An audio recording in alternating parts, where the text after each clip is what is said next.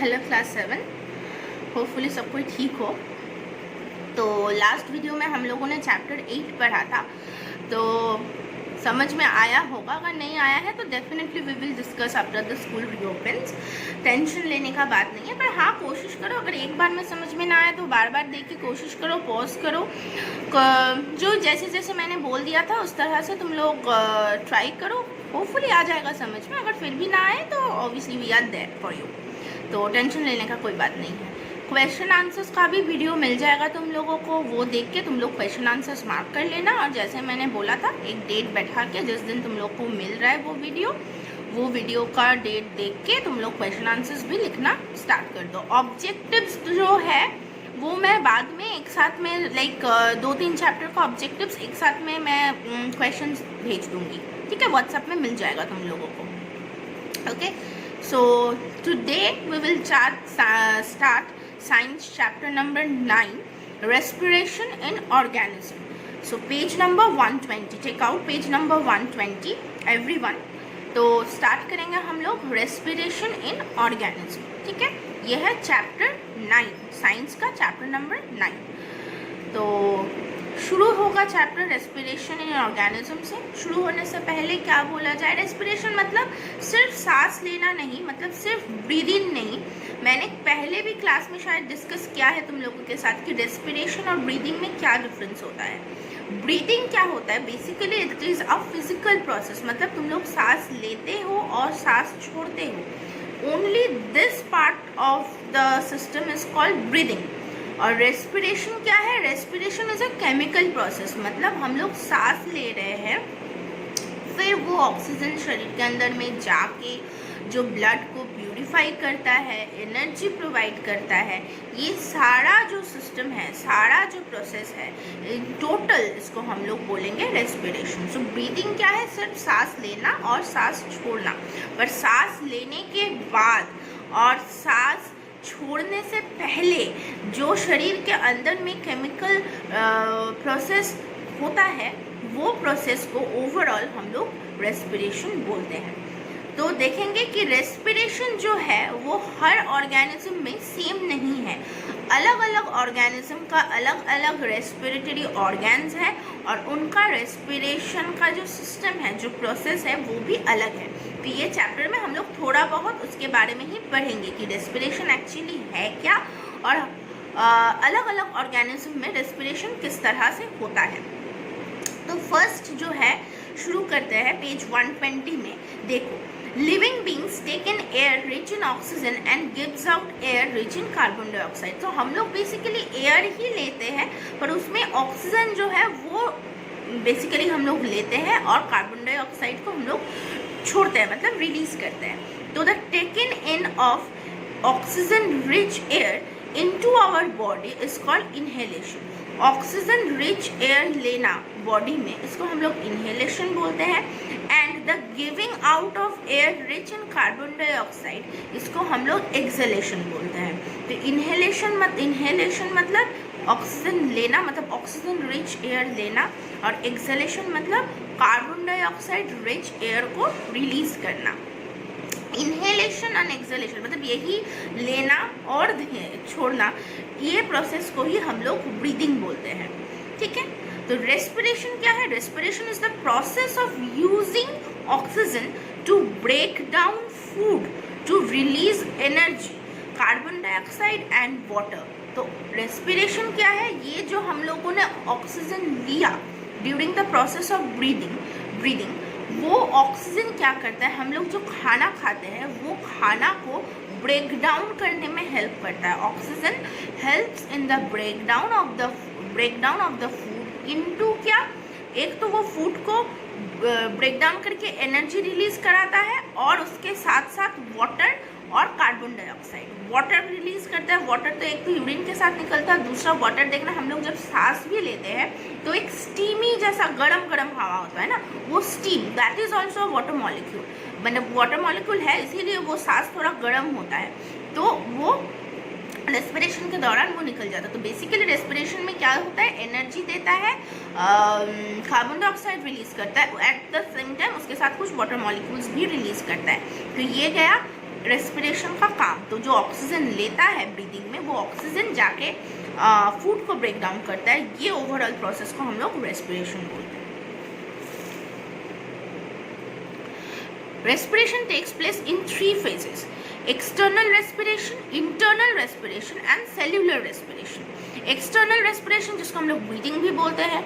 Internal respiration carrying oxygen into the cell and carbon dioxide out of the cell through blood. Blood क्या करता है, oxygen को cell में पहुंचा देता है और सेल में जो कार्बन डाइऑक्साइड तैयार हुआ है वो कार्बन डाइऑक्साइड को निकाल देता है। ये काम होता है इंटरनल रेस्पिरेशन में। और नेक्स्ट इज सेल्यूलर रेस्पिरेशन, जहाँ पे तुम लोग का जो फूड है that gets broken down into, मतलब glucose gets broken down into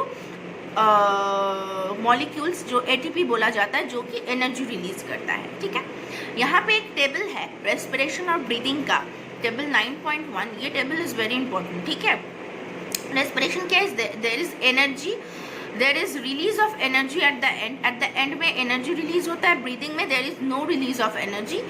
it is an intra cellular process, takes place inside the cell. Respiration cells के अंदर में होता है, ब्रीदिंग एक्स्ट्रा सेल्यूलर है, सेल के बाहर में होता है। Respiration is a biochemical process whereas breathing is a physical process involving only inhalation and exhalation.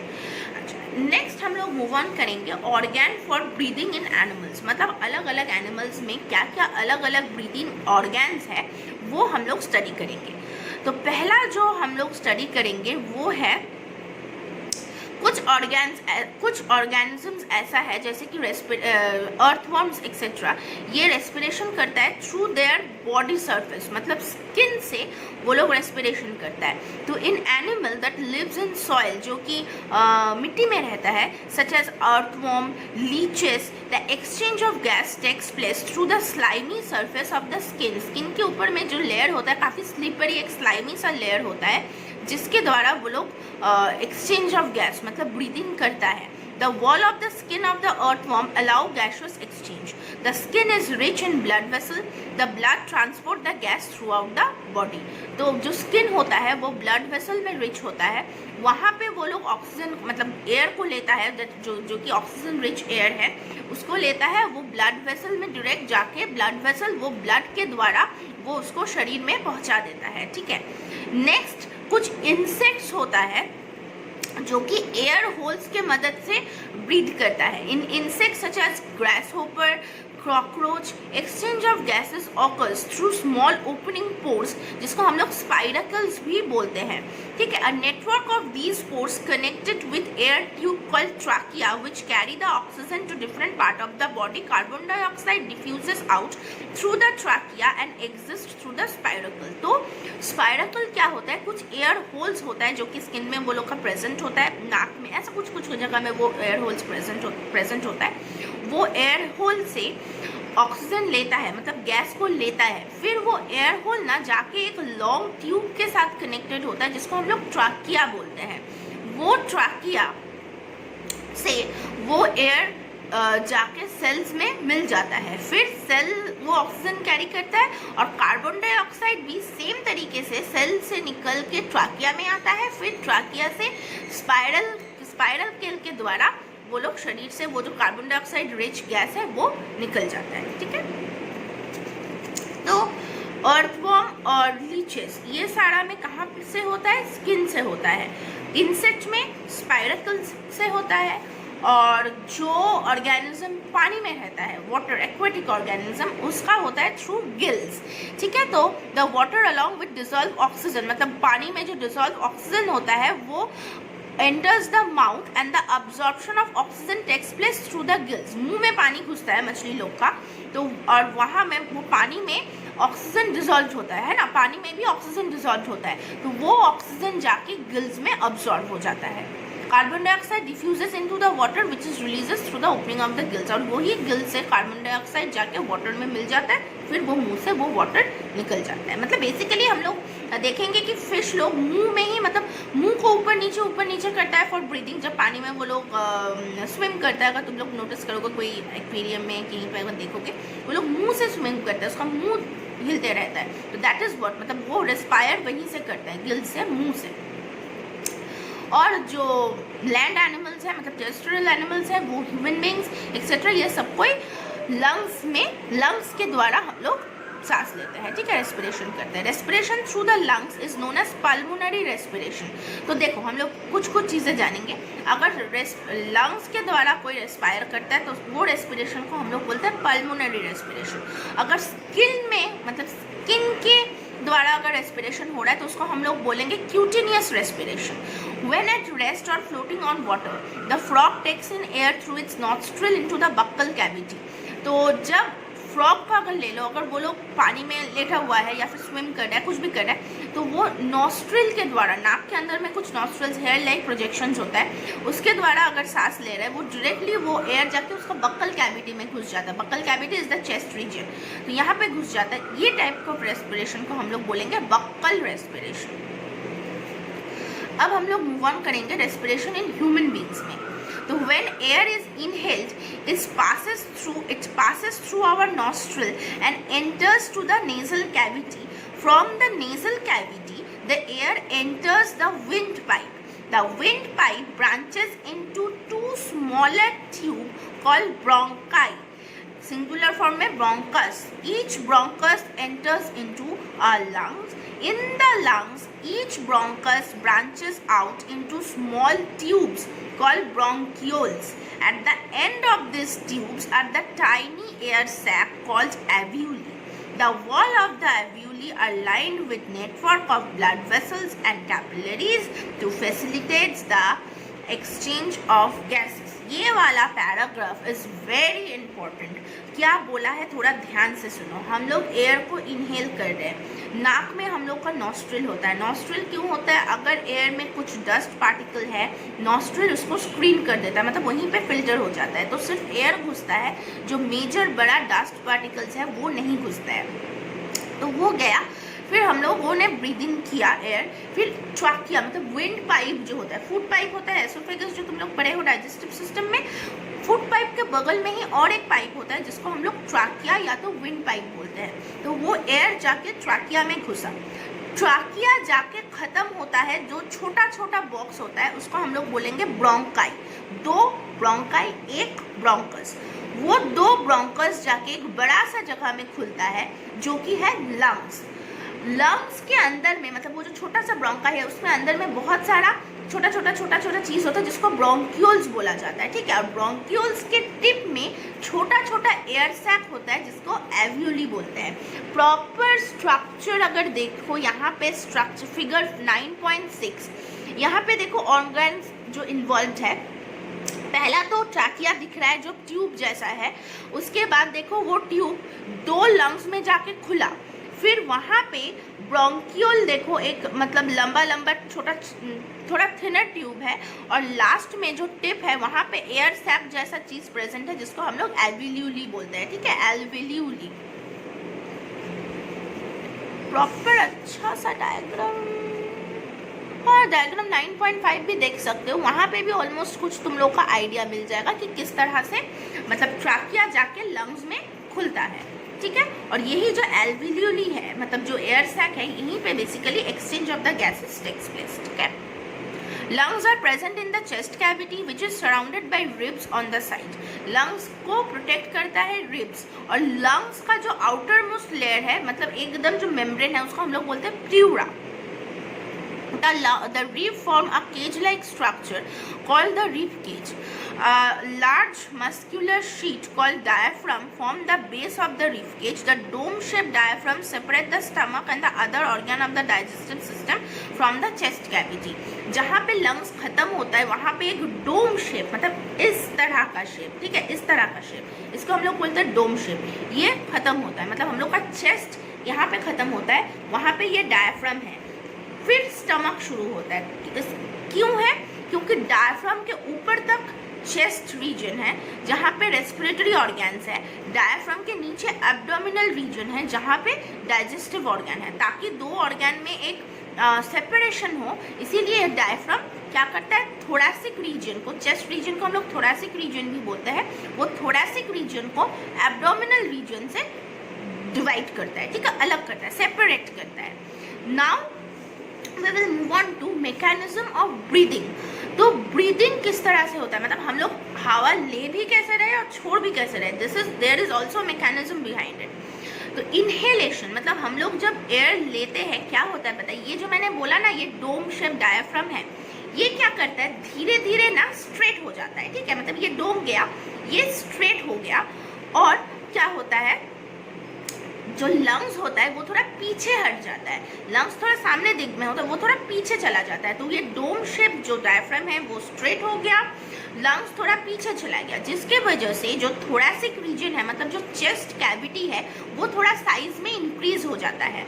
Size में क्योंकि मतलब वॉल्यूम में बढ़ जाने से क्या होता है, प्रेशर रिड्यूस हो जाता है, बाहर का एयर अंदर घुस जाता है, इसीलिए इनहेलेशन होता है। क्योंकि वॉल्यूम बढ़ जा रहा है, वॉल्यूम बढ़ जाने की वजह से प्रेशर घट जा रहा है, इसीलिए बाहर का जो एयर है प्रेशर को इक्वलाइज करने के लिए, इक्विलिब्रियम मेंटेन करने के लिए बाहर का जो एयर है वो अंदर घुस जाता है। This is the process of inhalation, मतलब सांस लेना। अब हम लोग पढ़ेंगे कि फिर सांस छोड़ते किस तरह से है। अब क्या होता है जब एक्सेलेशन का टाइम आता है, ये जो डायफ्राम डोम शेप से स्ट्रेट हो गया था वो स्ट्रेट वाला डायफ्राम फिर से डोम शेप हो जाएगा, ठीक है, और जो लंग्स है जो कि पीछे चला गया था थोड़ा सा, वो थोड़ा सा सामने आ जाएगा, जिसके वजह से जो थोरैसिक रीजन है, चेस्ट कैविटी है, उसका वॉल्यूम घट जा रहा है, क्योंकि डोम शेप नीचे जाके थोड़ा सा वॉल्यूम बढ़ गया था, फिर ऊपर आ जा रहा है तो वॉल्यूम थोड़ा घट जा रहा है, चेस्ट सामने आ जा रहा है मतलब लंग्स सामने आ जा रहा है, तो वॉल्यूम वहाँ पे भी घट जा रहा है। तो वॉल्यूम घट जाने के वजह से क्या हो रहा है, प्रेशर बढ़ जा रहा है, बाहर में प्रेशर कम है, तो अंदर का प्रेशर छोड़ने के लिए वो एयर को बाहर रिलीज कर दिया जाता है। तो this is the mechanism of breathing in and breathing out. तो वॉल्यूम बढ़ जाने से ब्रीद इन, वॉल्यूम जब घट जाता है ब्रीद आउट। क्लियर?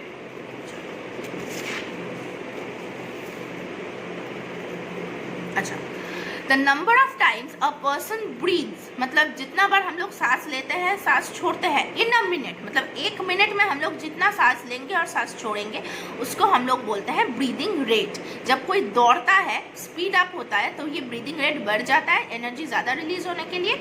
जब तुम दौड़ने के बाद बैठते हो तो धीरे धीरे धीरे धीरे वो ब्रीदिंग रेट कंट्रोल में आ जाता है, ठीक है। Next is exchange of gases. जो हम लोगों ने एक्सेलेशन और इनहेलेशन पढ़ा वो हम लोगों ने एक्सटर्नल रेस्पिरेशन पढ़ा। नेक्स्ट एक्सटर्नल रेस्पिरेशन के बाद इंटरनल रेस्पिरेशन में आएंगे। यहाँ पे ईच एल्वियोलस जो लंग्स के अंदर में है, each alveolus is surrounded bye tiny blood vessels called the capillaries. The exchange of gases takes place between the alveoli of the lungs and the capillaries surrounding it. Each lung contains millions of alveoli which produce a very large surface area to help in the exchange of gases.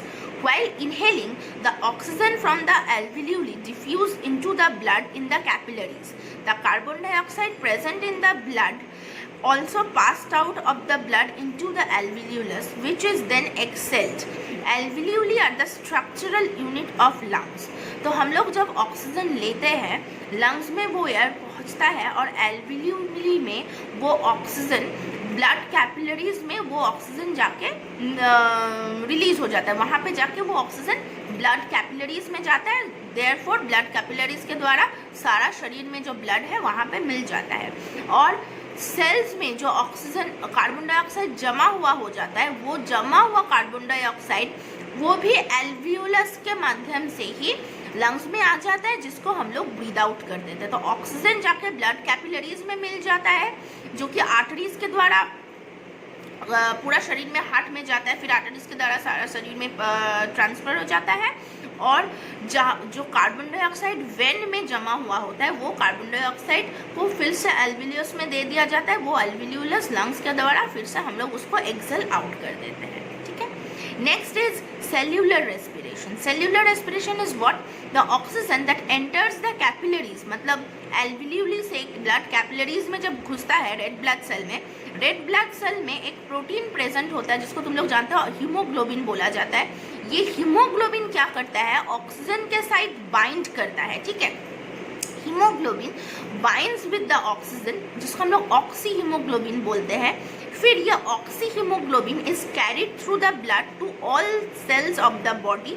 In the cells oxygen is release from oxy haemoglobin. Cell use this oxygen to break down glucose to form carbon dioxide and water. During this process, energy is released which is used for the movement of muscle, for the growth and repair of the cell, for bringing about chemical reactions and so on. The carbon dioxide generated diffused into the blood carries it back to the lungs which is then expelled during exhalation. तो process काफ़ी simple है। blood capillaries में oxygen जा रहा है, blood में एक protein present होता है जिसको हम लोग हीमोग्लोबिन बोलते हैं। हीमोग्लोबिन क्या करता है, ये ऑक्सीजन के साथ बाइंड कर जाता है, मिक्स हो जाता है, जिसको हम लोग ऑक्सी हीमोग्लोबिन बोलेंगे। ऑक्सीजन के साथ ये हीमोग्लोबिन बाइंड करके पूरा शरीर में, मतलब जहाँ जहाँ पे सेल्स आर देयर, पूरा शरीर में ये ऑक्सीजन को पहुँचा देता है। सेल्स में ऑक्सीजन चाहिए होता है, क्यों? फूड जो खाते हैं हम लोग, ग्लूकोज, उसको ब्रेक डाउन करता है to release energy, carbon dioxide and water. जो एनर्जी रिलीज हुआ वो एनर्जी तो हम लोग का जो फंक्शन होता है शरीर में, ग्रोथ होता है, मूवमेंट्स ऑफ द मसल, सब कुछ करने में वो एनर्जी हेल्प करता है। और जो वाटर तो रिक्वायर होता है, एनर्जी रिक्वायर हुआ, और क्या तैयार हुआ? Carbon dioxide. वो जो कार्बन डाइऑक्साइड सेल्स में तैयार हुआ, वो सेल वो फिर से ब्लड में, वो ब्लड क्या करता है, कार्बन डाइऑक्साइड को कैरी करके एल्वियोलस में ला देता है, लंग्स में ला देता है, फिर लंग से वो एयर निकल जाता है, एक्सपेल्ड आउट। ठीक है, ये गया सेलुलर रेस्पिरेशन। तो रेस्पिरेशन का प्रोसेस 3 प्रोसेस से डिवाइडेड है। एक है पहला है external respiration, then internal respiration, extra cellular respiration, internal respiration. Internal respiration के बाद गया cellular respiration. Okay, next aerobic respiration. Anaerobic respiration बहुत सिंपल है। एरोबिक रेस्पिरेशन मतलब जो रेस्पिरेशन में ऑक्सीजन चाहिए होता है, मतलब in order to respire we need oxygen, वो रेस्पिरेशन को हम लोग बोलते हैं एरोबिक रेस्पिरेशन। तो यहाँ पे क्या होता है, glucose plus oxygen, carbon dioxide, water और एनर्जी देता है। कुछ ऑर्गेनिज्म है जो कि समुद्र के बहुत नीचे, शरीर के बहुत अंदर में रहता है, उनको ऑक्सीजन नहीं चाहिए होता है टू रेस्पायर। तो those type of respiration is called anaerobic respiration. Anaerobic respiration में क्या होता है, glucose directly broken down into alcohol, carbon dioxide and energy.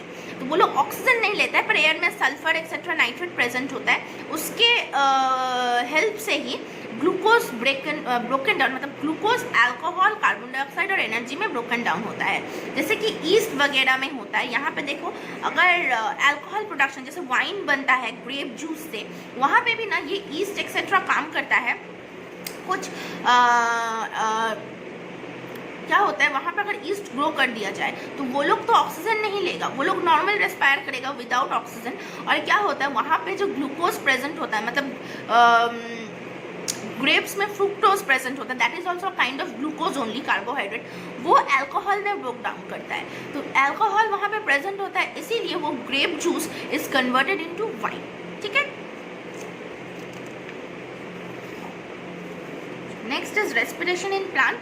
Plant में रेस्पिरेशन तुम लोग बहुत छोटे से पढ़ रहे हो। स्टोमाटा प्रेजेंट होता है, लीव्स, अगर ब्रॉड लीव्स है उसका लोअर सरफेस में स्टोमाटा प्रेजेंट होता है, अगर पतला बाइलैटरल लीव्स है तो उसमें दोनों साइड में स्टोमाटा प्रेजेंट होता है। तो ये स्टोमाटा की वजह से गैसियस एक्सचेंज होता है। स्टोमाटा में पोर्स होता है, जो पोर्स को गार्ड सेल प्रोटेक्ट करता है। गार्ड सेल के द्वारा इस तरह का कुछ पोर होता है, इस तरह का कुछ होता है जो कि वो पोर का ओपनिंग और क्लोजिंग को रेगुलेट करता है, वो गार्ड सेल। ठीक है, यहाँ पे फिगर है, देखो figure 9.9, page number 127, page number 127, figure 9.9, the structure of stomata. यहाँ पे देखो, स्टोमा एक पोर है और दो साइड में 2 गार्ड सेल है। Aerobic respiration in plant, same glucose oxygen के साथ मिलके कार्बन डाइऑक्साइड, वाटर और एनर्जी रिलीज कर रहा है। अच्छा, और एक चीज़, अगर एरोबिक रेस्पिरेशन होता है उसमें एनर्जी ज़्यादा रिलीज होता है, अगर एनारोबिक रेस्पिरेशन होता है उसमें एनर्जी कम रिलीज होता है। ठीक है, यहाँ पे एक फिगर है पेज नंबर 128 में, पेज नंबर 128 टेबल नंबर 9.2। यहाँ पे फोटोसिंथेसिस और रेस्पिरेशन का एक डिफरेंस दिया हुआ है जो तुम लोग को अच्छा से पढ़ना है। डिफरेंस क्या है? फोटोसिंथेसिस में क्या होता है? It is the process by which plants prepare their own food and liberate oxygen in the presence of sunlight, chlorophyll and water. तो क्या होता है? ऑक्सीजन लेता है प्लांट और फोटोसिंथेसिस में क्या करता है? कार्बन डाइऑक्साइड लेता है और फूड बनाता है, और वहाँ पे क्या करता है? ऑक्सीजन को रिलीज करता है in presence of chlorophyll and sunlight. तो तुम लोग को पता है फोटोसिंथेसिस का क्या प्रोसेस है। सनलाइट और क्लोरोफिल के प्रेजेंस में कार्बन डाइऑक्साइड को लेके प्लांट जो खाना बनाता है वो प्रोसेस को हम लोग फोटोसिंथेसिस बोलते हैं। फोटोसिंथेसिस के टाइम पे ऑक्सीजन रिलीज होता है। रेस्पिरेशन के टाइम पे क्या होता है? यहाँ पे ग्लूकोज को ब्रेक डाउन किया जाता है और वहाँ पे कार्बन डाइऑक्साइड, वाटर और एनर्जी तैयार होता है और ऑक्सीजन रिक्वायर्ड होता है। इक्वेशन यहाँ पे जो रिएक्शन दिया हुआ है वो देख लो। कार्बन डाइऑक्साइड और वाटर से कार्बोहाइड्रेट और ऑक्सीजन बन रहा है। यहाँ पे ग्लूकोज से ऑक्सीजन लेके carbon dioxide, water and energy release हो रहा है। फोटोसिंथेसिस यूजुअली डे टाइम में होता है। Respiration it's like all the time, day और नाइट में दोनों। स्ट्रक्चर्स इन्वॉल्व फोटोसिंथेसिस में lids, stems and roots. Respiration में stomata, root, lenticel, stem work, general body surface, हर जगह से रेस्पिरेशन होता है। Main respiration is through the stomata. Stomata को छोड़ के और कुछ जगह जैसे कि लेंटिसेल्स जो कि यंग लीव्स में प्रेजेंट होता है, स्टेम में, बॉडी सरफेस में, इसमें भी थोड़ा रेस्पिरेशन होता है, but the major respiration is from the stomata only. ठीक है, तो ये गया तुम लोग का चैप्टर इज फिनिश्ड। इजी है, ज़्यादा हार्ड नहीं है, थोड़ा प्रॉपरली पढ़ोगे तो समझ में आ जाएगा। तो नेक्स्ट हम लोग अगला चैप्टर स्टार्ट करेंगे, पर उससे पहले तुम लोग का क्वेश्चन आंसर्स का वीडियो जो है वो मिल जाएगा। ओके, चलो स्टे सेफ, थैंक यू।